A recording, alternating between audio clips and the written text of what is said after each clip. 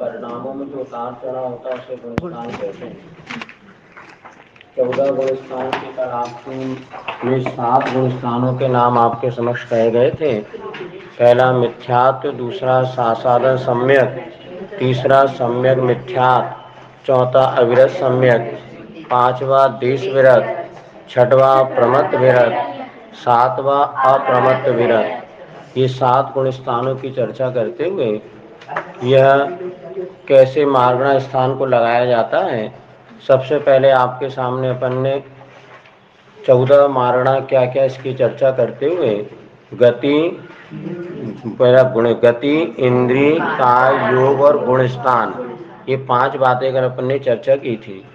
तो सबसे पहले प्रश्न किया था आपके सामने कि गतियां कितनी होती हैं? 4। गति किसे कहते हैं? सबको पता है। गति नाम कर्मिक उदय से जीवों की अवस्था विशेष होती है, उसे कहते हैं गति।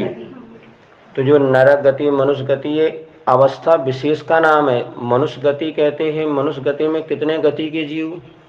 तो मनुष्य गति के जीव, गति का स्थान, ये स्थान नहीं लेना, प्लेस।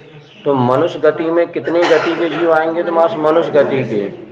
यद्यपि यहाँ हम जो रहते हैं मनुष्य क्षेत्र हैं, इसमें त्रियंच भी हैं, मनुष्य भी हैं, देव भी हैं, लेकिन यहाँ पर मनुष्य गति में कहते कितने गति के जीव? तो मनुष्य गति के। कैसा लगा ना? तो यहाँ पे सबसे पहले नरक गति में कितने गुण स्थान होते हैं? 1 से 4। इसका अर्थ ये होता है नार की मिथ्या दृष्टि भी होते हैं तो सम्यक दृष्टि भी होते हैं, लेकिन नार की अणुवृत्ति, क्योंकि उनका 5वां गुण स्थान नहीं होता। इसी प्रकार बताया था नरक गति में कितनी गति? तो नरक गति है ना, स्थान का नाम नहीं है, गति अवस्था विशेष का नाम है। अब नरक गति में कितने इंद्रिय जीव होते हैं? पंचेंद्रिय।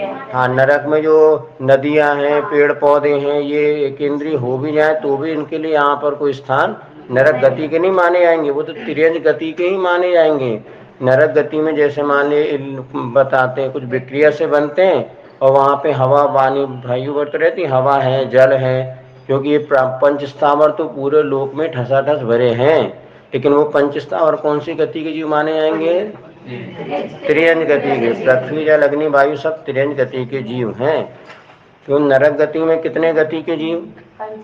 हाँ, जब कितने इंद्रिय जीव? पंचेंद्रिय। क्योंकि नार की जितने भी होते हैं सब कितने इंद्रिय कहलाते हैं? पंचेंद्रिय। अब इसके बाद नरक गति में कितने योग? गति इंद्रिय कहाँ? काय। तो नरक गति में कितने काय? तो त्रस्कार मात्र, क्योंकि पंच इंद्रिय त्रस्कार। इसी प्रकार आपको बताया था त्रियंच गति में कितने गुण स्थान? 1 से 5। इसका अर्थ क्या होता है? त्रियंच भी अणुव्रत धारण कर सकता है और एक देश श्रावक वो बन सकता है। त्रियंच है, छोटे छोटे मेंढक हैं, गाय हैं, बैल हैं, इनका भी पंचम गुण स्थान हो सकता है। तो अपन चौथे गुण स्थान हो, वे पंचम गुण स्थान वर्ती हो जाए, उनको वंदना करो, मेंढक जी वंदना हालो करते ना, अणुव्रती जोत के जय जिनेंद्र करते हैं। अब हो सकता है वो पंचम गुण स्थान मेंढक का, कितने बड़े मेंढक होते हैं, कितने बड़े भी होते हैं, चने के बराबर, वो संगी पंचेंद्रिय होते हैं और वो भी सम्यक दृष्टि मात्र नहीं, अणुव्रती भी हो सकते हैं। इसलिए आप चलो देख करके चल रहे हैं, कोई मेंढक मर गया तो हो सकता है एज भी पॉसिबल वो अणुव्रती होगा, तो अणुव्रती की हत्या का पाप लग सकता है। सम्मोचन तो होता है ना? सम्मोचन होने तो पंचवा गुण स्थान नहीं हो सकता होता क्या? क्यों नहीं हो? सम्मोचन होने के बाद भी अणुव्रत, देशव्रत उसके हो सकते हैं, महामच्छ वगैरह जो होते हैं वो सब। तो सम्मोचन जन वालों का चतुर्गुण स्थान ही होता है, ऐसा थोड़ी ना है। हाँ, तो लेकिन पंचेंद्रिय है, संगी है, मन सहित है। जन्म में भले अंतर है, किसी का माँ के पेट से जन्म हुआ, किसी का ऐसे वातावरण से जन्म हो गया, लेकिन योग्यता तो उसके पास पूरी कैपेसिटी है। इसलिए जो मेंढक वगैरह होते हैं वे भी पंचम गुण स्थान वर्ती हो सकते हैं, अणुव्रत को धारण कर सकते हैं। शेर वगैरह के उदाहरण तो आगम में मिलते ही हैं, शेर के उदाहरण मिलते हैं, हाथी का उदाहरण मिलता है, ऐसा। तो तिरंज गति में गुण स्थान कितने? त्रियंच मिथ्या दृष्टि होते हैं क्यों? हाँ, उनके पास पहला गुण स्थान, इसीलिए। अब मनुष्य, अच्छा, त्रियंच गति में कितने गति के जीव? त्रियंच गति। और त्रियंच गति में कितने इंद्रिय जीव होते हैं? 1 इंद्रिय भी, 2 इंद्रिय भी, 3 इंद्रिय, 4 इंद्रिय और पंचेंद्रिय तक के जीव त्रियंच गति में होते हैं, ऐसा।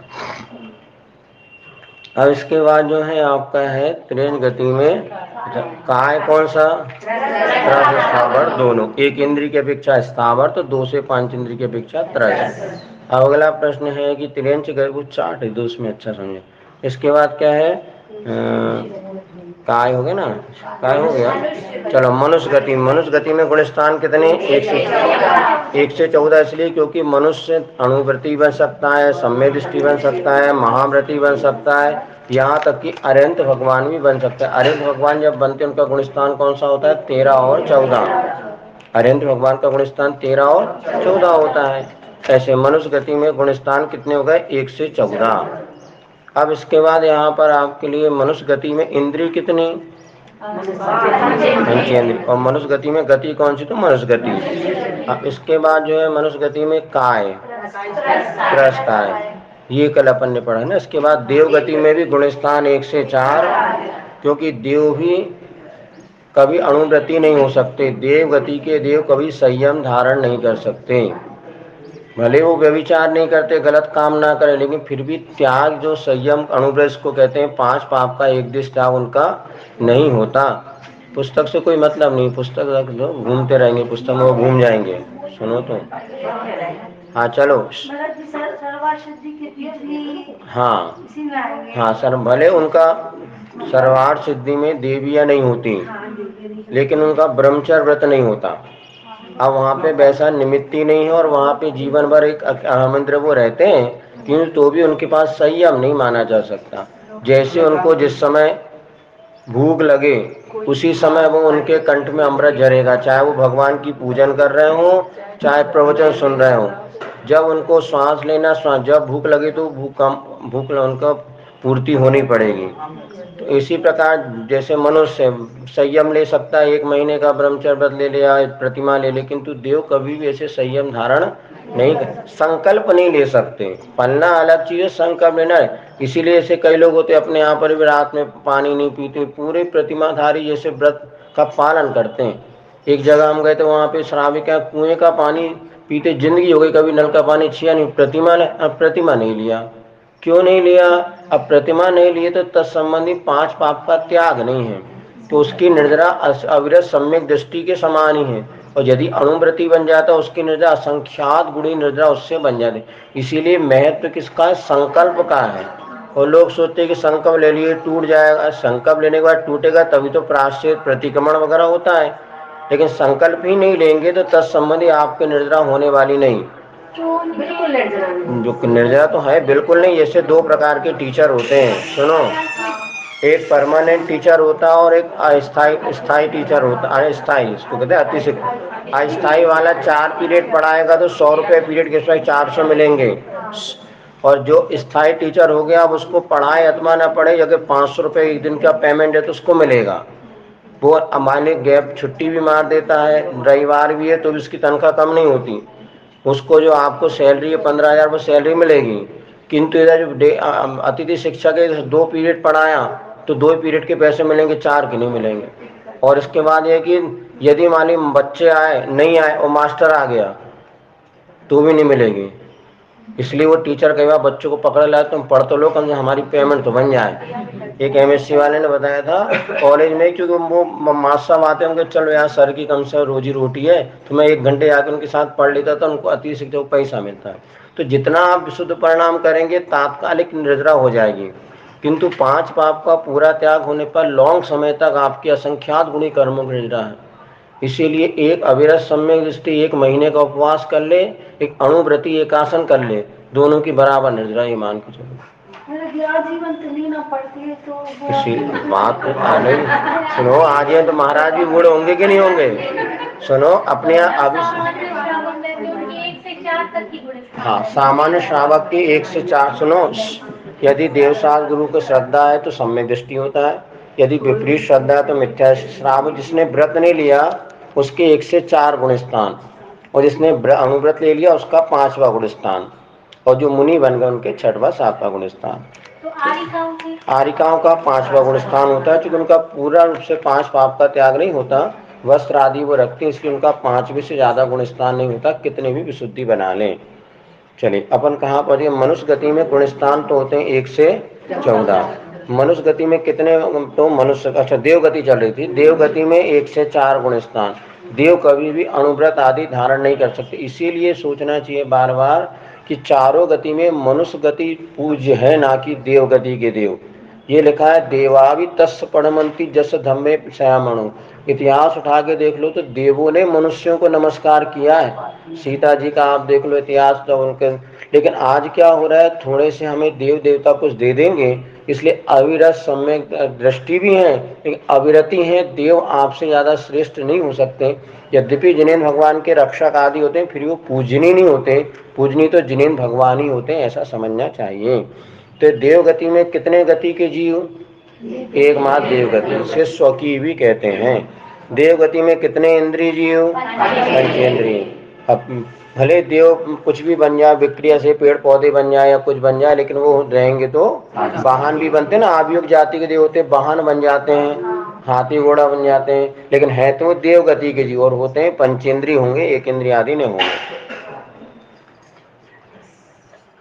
इसके है परिस्थिति नहीं रहती है, प्रतिमा छूट जाती है। ऐसा क्या है ना, देखो हमारा कहना क्या सुनो बता रहे, प्रतिमा छूट जाती है ऐसा नहीं है, तात्कालिक परिस्थितियों में अपने देख करके संकल्प लेना चाहिए।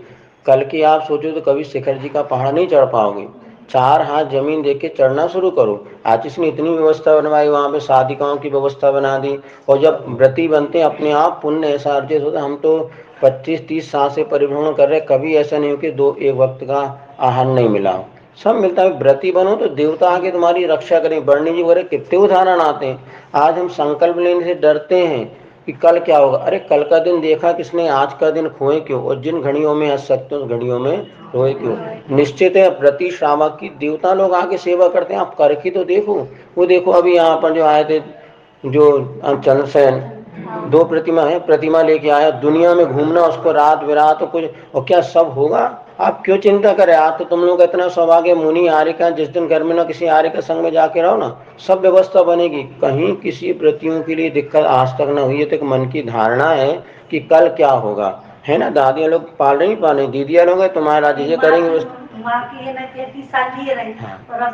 नहीं वो गल छूट जाने का सुनो, फिर तो मुनि पद लेने के बाद भी लोग मुनि पद छूट जाता है, बीमार हो गए अस्वस्थ, ये अलग बात है। देखो कई मुनि बनने के लिए समुद्र महाराज थे, मुनि बनने के बाद भी उनको मुनि पद छोड़ना पड़ा जब भस्म आदि रोग हो गया।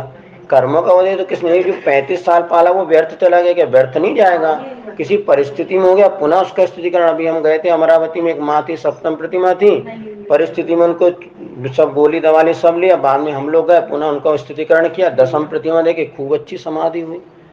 होती है ऐसा नहीं, यदि अपन सोचे टूटने भयभीत डरपोक व्यक्ति कभी अणुव्रती बन ही नहीं सकता। बलवान वीर व्यक्ति सुनो, व्रतों को लेने वाले वीर होते हैं, डरपोक नहीं होते। चलो क्या कर दिया, तो देव में इंद्रिय कितने, संगी पंचेंद्रिय है ना। और इसके बाद देव गति में कितने काय, तो 13 काय। ये कल आपको बता दिया था। अब आज का विषय प्रारंभ करें, इंद्रिय मार्गणा में लगाना था अपने को। अब यहाँ पे देव होमवर्क दिया था ना, इसलिए बता रहे। तो पहला एक इंद्रिय जीव, एक इंद्रिय में गुणस्थान कितने, तो एक मात्र मिथ्या। जितने भी पेड़ पौधे सब मिथ्या दृष्टि होते हैं, इनका कोई गुणस्थान ही नहीं होता, ऐसा नहीं। जो जीव है उसका कोई ना कोई तो गुणस्थान अवश्य ही होता है। तो यहाँ पे जो मिथ्या पेड़ पौधे होते हैं ये जीव है, इनका एक पहला गुणस्थान। पानी का कौन सा गुणस्थान, पहला गुणस्थान। और 2 इंद्रिय से लेके 4 इंद्रिय तक के जीव का भी एक मात्र मिथ्यात्व गुणस्थान होता है। इसमें असंगी पंचेंद्रिय और जोड़ सकते हैं अपन। असंगी पंचेंद्रिय का भी गुणस्थान कौन सा होगा, पहला मात्र, एक मात्र होता है। इसके बाद जो संगी पंचेंद्रिय होते हैं इनके गुणस्थान कितने होंगे, 1 से 14। क्यों, अब आप तो हाँ जवाब ये देना पड़ेगा, संगी पंचेंद्रिय जो चारों गतियों में पाए जाते हैं, और मनुष्य गति में चूंकि 1 से 14 गुणस्थान होते हैं, इसलिए संगी पंचेंद्रिय जीव के कितने गुणस्थान, 1 से 14। ठीक है, हो गया।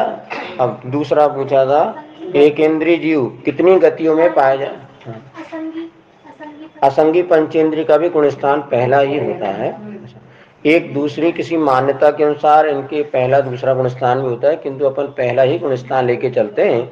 दूसरा गुणस्थान अपर्याप्त अवस्था की अपेक्षा किसी आचार्यों ने माना है, उसको आर्य का विज्ञान मती ने 24 स्थान में उसको लिया है। लेकिन यहाँ पर पर्याप्त अवस्था में पहला ही गुणस्थान होता है, इसमें सारे आचार एक मत हैं। तो असंगी पंचेंद्रिय का भी पहला ही गुणस्थान होगा, क्योंकि मन नहीं होगा तो उसकी परिणाम कैसे बनेंगे। जब मन होगा तो परिणामों की विशुद्धि बढ़ेगी, गुणस्थान बढ़ेगा। सम्यक दर्शन किसको होगा? जिसके पास मन होगा, और मन रहित जीव को सम्यक दर्शन होता नहीं। इसलिए एक इंद्रिय से लेकर 4 इंद्रिय तक की जीव को कौन सा गुणस्थान? पहला। तो असंगी पंचेंद्रिय का भी पहला। और पंचेंद्रिय के कौन से गुणस्थान? 1 से 14, वो भी मनुष्य गति की अपेक्षा 1 से 14 गुणस्थान लेना। चलो, इसके बाद है मनुष्य गति में। एक इंद्रिय जीव कितने गति में पाए जाते हैं? एकमात्र त्रियंज गति। अब स्थावर नहीं कहना, गति पूछ रहे हैं आपसे। एक इंद्रिय जीव की गति कौन सी? त्रियंज गति। एक इंद्रिय जीव में इंद्रिय कितनी? एक स्पर्शन इंद्रिय मात्र। एक इंद्रिय जीव को काय कौन सा? स्थावर। ठीक है ना। चलो, अब 2 से लेके 4 इंद्रिय जीव के गुणस्थान कितने? एक। अब 2 से लेके 4 इंद्रिय तक के जीव की गति कितनी? एकमात्र त्रियंज गति है ना, एक नहीं। और 2 से 5 इंद्रिय जीव के गति काय कितने? त्रस काय है ना। और इंद्रिय 100 की अपनी अपनी लगाना, 2 की 2। चलो, काय त्रस। ठीक है ना। अब पंचेंद्रिय जीव के गुणस्थान और गति कितनी? कितनी गति? गंधो संख्या बताओ। पंचेंद्रिय जीव के गति कितनी?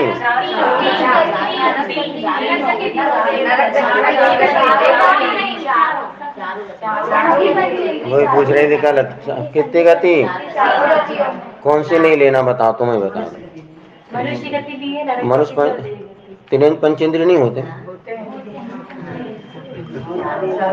5 चारों गति। तो पंचेंद्रिय जीव में गति कितनी? 4 हो, क्योंकि निरंज गति में तो पंचेंद्रिय होते हैं ना। इसलिए नजर हटी, दुर्घटना घटी। सावधानी से सुनो और सावधानी से पढ़ो। अब पंचेंद्रिय जीव के गुणस्थान हो गए, गति हो गई। इंद्रिय कितनी? पंचेंद्रिय। इसके बाद काय। काय कौन से? तो त्रस काय है ना। चलो, ये आपका हो गया था। अब अपने को थोड़ा सा और आगे बढ़ना होगा। तो चलो, इसी में अपन और लगा लेते, फिर आगे आपको इसके बाद अगली मार्गणा सुनो जल्दी। 10 मिनट में अपने को योग मार्गणा पढ़ना है, बहुत अच्छे समझ में आएगा। थोड़ा एक मन को एकाग्र करो, योग लिख लो नीचे। अब सुनो हमारी बात, सुनो। लिखाने के पीछे बाद में आप नोट्स बना लेना, ध्यान से 5 मिनट सुनो, ये सब आपके पास पहुंच जाएगा। योग किसे कहते हैं? मन वचन काय के निमित्त से आत्मा के प्रदेश में जो परिस्पंदन होना, उसे वो कहते हैं योग। मन के 4 योग होते हैं, वचन के 4 योग होते हैं, और काय के 7 योग होते हैं। अब देखो, हमने जैसे आपसे पूछा हमारे हाथ में क्या है, आपने कहा ये पुस्तक है, ये सत्य है कि असत्य है? इसको कहते हैं सत्य वचन योग, और सत्य सोचा तो सत्य मनोयोग। अब हमने कहा हमारे हाथ में पेन है, गलत है कि सही है? असत्य है। तो हो गया असत्य मन भी हो गया, असत्य वचन भी हो गया। अब इसके बाद हमने ऐसे आपसे पूछा कि ये हमारे हाथ में क्या है, एक वचन निकले ना हमारे मुख से, हमारे हाथ में क्या है, ये जो वचन निकले सत्य है कि असत्य है? क्या क्या है? ना सत्य है ना असत्य, एक प्रश्न है। इसको कहते हैं अनुभव वचन योग, जिसमें प्रश्न पूछा जाए हमारे हाथ में क्या है, ये प्रश्न है, मत ना सत्य है ना सत्य है। आपकी घड़ी में कितना बजा, ये पूछा तो क्या हो गया? अनुभव। ना सत्य है ना असत्य। अनुभव में क्या होता है? सत्य भी नहीं है और असत्य भी नहीं है। तो 2 इंद्रिय जीव भी बोलता है, इल्ली बोलती है, मक्खी बोलती है, चींटी, ये क्या? अनुभव वचन योग। ना इसमें सत्य है ना असत्य, इसको कहते हैं अनुभव वचन योग। आपका नाम क्या है, ये जितने भी प्रश्न हैं ये सब काय में आ जाएंगे? अनुभव वचन। अब जैसे किसी ने पूछा आपके पेन में स्याही भरी है क्या? उत्तर दे उभय। भरी है, जितनी भरी उसकी अपेक्षा सत्य है, जितनी खाली उसकी अपेक्षा असत्य है। तो सत्य भी और असत्य भी। आजकल एक प्रकार की बच्चों की बुक्स आती है, उसमें लिखा भी जाता है और पढ़ा भी जाता है। तो ये पुस्तक है कि कॉपी है? उभय हो गया जी। आपने पुस्तक कहा तो सत्य है, लेकिन उभय वचन योग हो गया ये, क्योंकि इसमें कॉपी की अपेक्षा असत्य और इसकी अपेक्षा सत्य है। जैसे उसने और किसी ने आपसे पूछा कि आप कैसे हैं या कोई भी, तो इसमें ये समझ जाओ सत्य भी और असत्य भी इसे कहते हैं उभय, और ना सत्य ना असत्य से कहते हैं अनुभय। बस इतना ही ध्यान रखो। आया समझ में? आपको अंग्रेजी आती है? उभय जितनी आती है उसकी अपेक्षा सत्य है, वो पूरी थोड़ी ना आती, इसलिए असत्य भी है। तो सत्य, किसी ने आपसे पूछा तो ये अपना सत्य सत्य दोनों, हमने कहा हाँ तो ये असत्य नहीं है कि आपको अंग्रेजी बिल्कुल भी नहीं आती, ऐसा भी नहीं है। जितनी आती है उसकी अपेक्षा सत्य है, जिसकी अपेक्षा नहीं आती उसकी अपेक्षा असत्य, इसलिए उभय हो गया। उभय में क्या होता है? सत्य और असत्य दोनों है। अनुभय में क्या होता है? ना सत्य है ना असत्य, ये हो गया। चल अब 7 काय योग होते हैं। इसके पहले अपने को समझना पड़ेगा 5 शरीर होते हैं, औदारिक, वैक्रियक, आहारक, वैक्रियक, आहारक, तेजस और कारणक। तो तेजस शरीर कभी योग में कार्यकारी नहीं होता, मात्र वो कांति प्रदान करता है। बचे 4 शरीर, औदारिक, वैक्रियक, आहारक और कारमाण। तेजस को क्यों नहीं लिया? मात्र वो शरीर में रह के कांति प्रदान करता है, किंतु कर्म के आने में कोई उसका हस्तक्षेप नहीं होता। योग में कोई हस्तक्षेप नहीं। अब यहाँ पे जितने मनुष्य त्रियंश होते हैं, इन सबका कौन सा शरीर होता है? तो औदारिक शरीर। देव और नारकियों का होता है वैक्रियक शरीर, जो छोटा बड़ा बनाया जा सकता है। औदारिक शरीर उदार होता है, जिससे मुक्ति का भी लाभ प्राप्त किया जा सकता है, खून पीप मांस से बना होता है। वैक्रिय शरीर जो है खून पीप मांस से रहित होता है और वह छोटा बड़ा अनेक रूप बनाने में सक्षम होता है। देव और नारकियों के होता है, नरक गति की अपेक्षा छोड़ दो, है ना वैक्रिय शरीर। अब आहारक शरीर वो होता है जो मुनिराज के जब कोई शंका आदि होती है तो एक हाथ का पुतला निकलता है मस्तक से, वो आहारक शरीर होता है। जिज्ञासा आदि समाधान करके वापस शरीर में आ जाता है, वो आहारक शरीर कहलाता है। कार्मण शरीर वो होता है सभी कर्मों का आधार होता है, वो कार्मण शरीर। अब देखिए किसी मनुष्य का जीवन भर, अभी अपन मनुष्य हैं तो हम कर्मों का ग्रहण किससे, कौन से शरीर से करेंगे? तो औदारिक शरीर से। जीवन भर हमारा कौन सा चलता है? औदारिक काय योग। यद्यपि एक समय में एक ही योग होता है, जब शरीर होगा तो मन नहीं, मन होगा तो वचन नहीं, मन वचन काय में एक समय में एक ही होगा। जब हम बोलते हैं तब हाथ नहीं हिलाते, जब हाथ हिलाते हैं तब सोचते नहीं हैं। फिर भी हमें ऐसा लगता है तीनों क्रिया हम एक साथ कर रहे हैं, इतनी जल्दी एक्टिविटीज होती है। जैसे बल्ब 1 घंटे से जल रहा है, जल नहीं रहा, वो हर क्षण में बुझता भी है, क्योंकि उसकी क्रिया प्रकाश समाप्त नहीं हो पाता, नया प्रकाश फिर आ जाता है। हमें लगता है बल्ब 1 घंटे से जल रहा है, वास्तव में बल्ब प्रति सेकंड में वो बुझ भी रहा है और जल भी रहा है। तो जैसे आपको विशेष देखना, जनरेटर वगैरह जब चलते हैं ना, उसमें जो लाइटिंग देखना फक फक फक फक होता है। इसी प्रकार से जब पंखे की 3 पांखुड़ी है, जिस समय ये पांखुड़ी यहाँ होंगी उस समय दोनों नहीं होंगी, अर्थात एक समय में एक ही योग होता है, किंतु संस्कार उसके बने हैं। तो हमें लगता है हम बोल भी रहे हैं, सोच भी रहे हैं और हाथ भी हिला रहे हैं, लेकिन आगम के अनुसार एक समय में एक ही योग होता है, ये अपने को समझना है। तो यहाँ पर आपको बता दिया, कोई मनुष्य जिंदगी भर तक औदारिक काय योग के साथ रहा, मरण करके वो देवगति में जा रहा है, तो रास्ते में जो है जब तक यहाँ मर गया और देवगति में जन्म नहीं लिया, तब तक रास्ते में उसके कर्मों का ग्रहण कैसे होगा? मनुष्य का शरीर छूट गया, देव का मिला नहीं, इस समय कार्मण का योग काम करेगा। कार्मण शरीर तो अभी भी है आपके पास, किंतु कर्म का योग नहीं है अभी, इसलिए कि जो कार्मण शरीर है, किंतु जब औदारिक शरीर काम करे तो कार्मण शरीर मेरा कोई काम ही नहीं है। जब मरण करके दूसरी गति जाते, रास्ते में कार्मण का योग होता है, विग्रह कतो कर्म योगा। जैसे घर में माँ और बेटी दोनों हैं, जब माँ काम करती, बेटी कहती मुझे क्या काम करना, माँ तो कर रही है।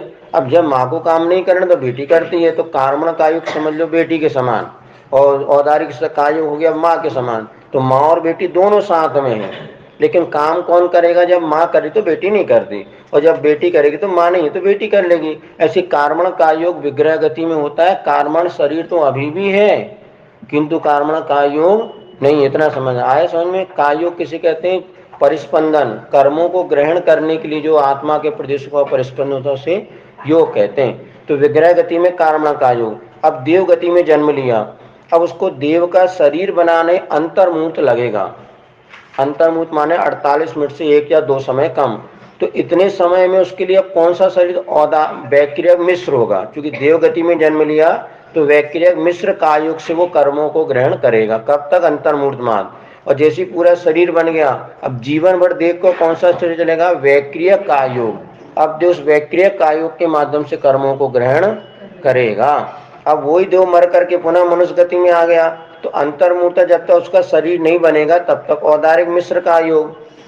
और देव मर के मनुष्य गति में आ रहा है, या त्रेंस हाथी बनना था देव को, तो रास्ते में तो कार्मण का योग। और जैसे हाथी के शरीर बनाने, अंतर्मूर्त उसको शरीर बनाने में लगेगा, तो अंतर्मूर्त उसका हो जाएगा औदारिक मिश्र का योग। और जैसे हाथी का पूरा बन गया, वो पुरुष का औदारिक का योग।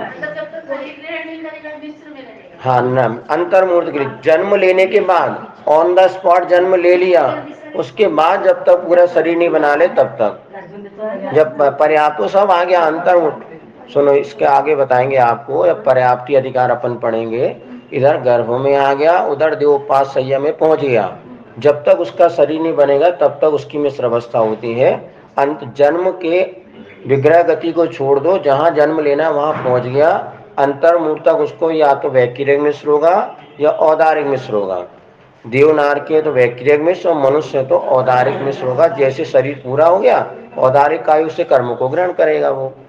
अब यदि मुनिराज को मन में कोई शंका होती है, तो हारक पुतला बनता है, तो जब तक हारक पुतला बनना शुरू हो गया और जब तक पूरा नहीं होता तब तक आहारक मिश्र अवस्था, और जैसे पुतला बन गया तो अंतर्मूर्त बाकी आहारक का योग होता है, जिससे कर्मों को ग्रहण करता है।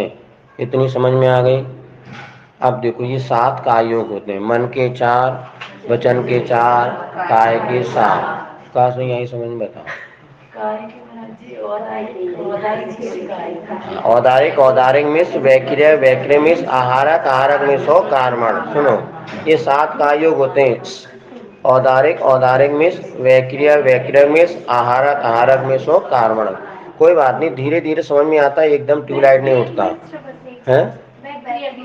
देवनारकी में जन्म लेगा तो अंतर्मूर्त तक वैक्रिय मिश्र, मनुष्य तिरंज में मिलेगा तो औदारिक मिश्र। तो जन्म लेने जैसे मान ली, सुनो, आप अभी घर से निकले है ना, और मंदिर में नहीं आए, तो बीच में आपका हो गया मान लो कार्मण का योग। घर से छूट गया, मंदिर नहीं आया, अब मंदिर में आने के बाद क्लास के लिए आया, जब क्लास में नहीं आया, बीच में कौन सी अवस्था?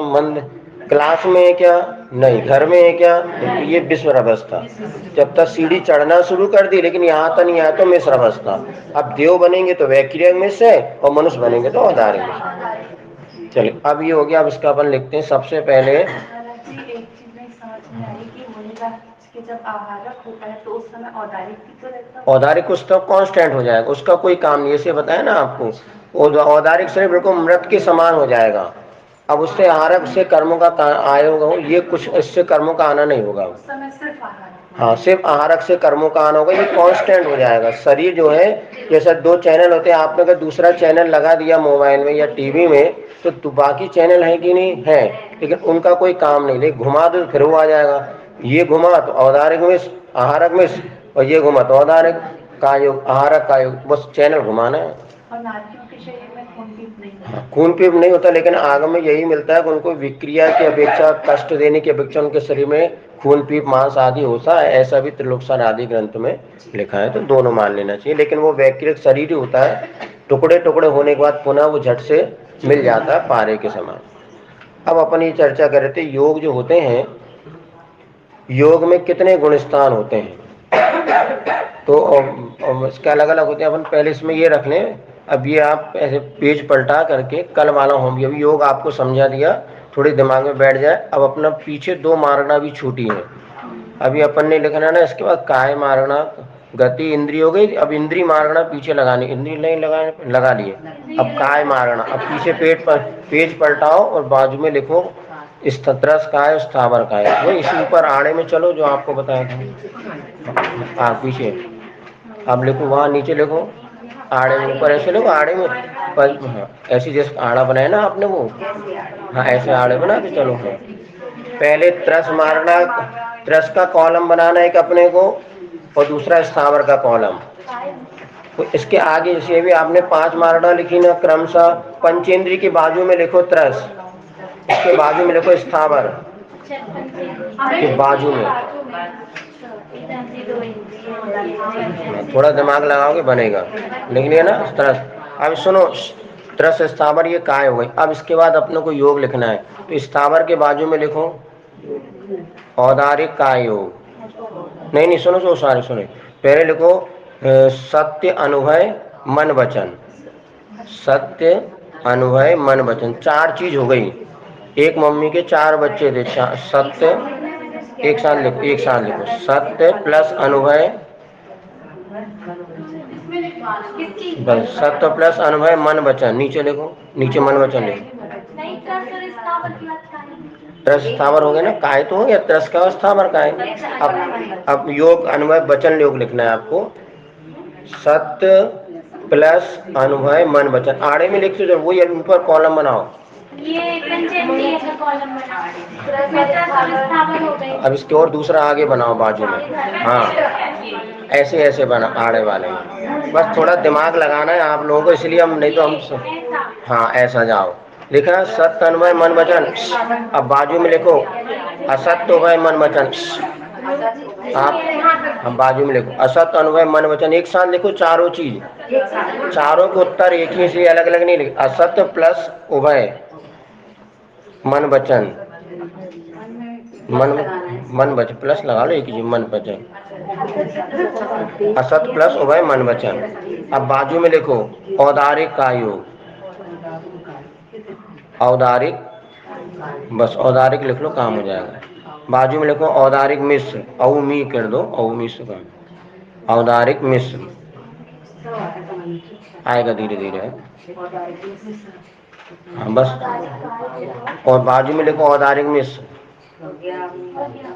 अब उसके बाजू में लिखो बैक्टीरियक, वो आएगा समझ में बहुत अच्छी तरीके से, इसमें मजा इसी में आएगा। तो बैक्टीरिया बाजू में लिखो बैक्टीरियक मिश्र, बैक्टीरिया मी कर दो तो बैक्टीरियक मिश्र। अब कोई बात नहीं, एक बना लेगा बाद में देखना। अब पीछे पलटा और वहाँ नीचे लिखो, नीचे से यहाँ से लिखो, नहीं ये पेज, हाँ अब लिखो आहारक प्लस आहारक मिश्र, एक ही कॉलम बनाना, आहारक प्लस आहारक मिश्र।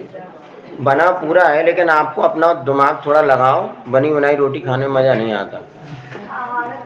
आहारक मिश्र का एक ही कॉलम बता रहे। इसके बाद कार्मण का योग, कार्मण का, तेज में वो योग बनते नहीं, बताए ना, कार्मण का योग। अब बस आप कुछ नहीं करो, बाद में लेकिन समझ लो, है ना, लिख लिया। अब पीछे अब सर अब प्रश्न हमारा सुनो, स्थावर जीव के कितने गुण स्थान होते हैं?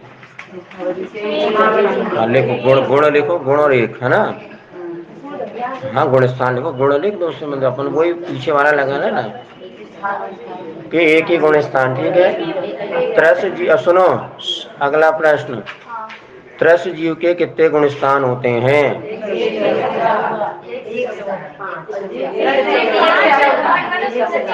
प्रश्न अभी हम लोग आप तो उत्तर बताओ, त्रस जीव के कितने गुण स्थान होते हैं? आ गया समझ में ना, लिखो, नहीं आया 1 से 14 को ये समझ में आना चाहिए बस।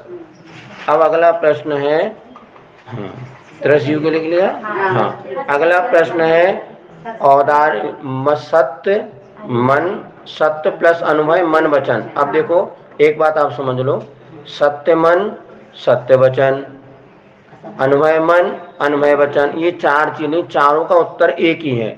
जैसे हमने आपसे पूछा आचार्य विद्यासागर जी महाराज, महावीर जी भैया, समय सागर जी महाराज, योग सागर जी महाराज, इन चारों के पिताजी का क्या नाम था?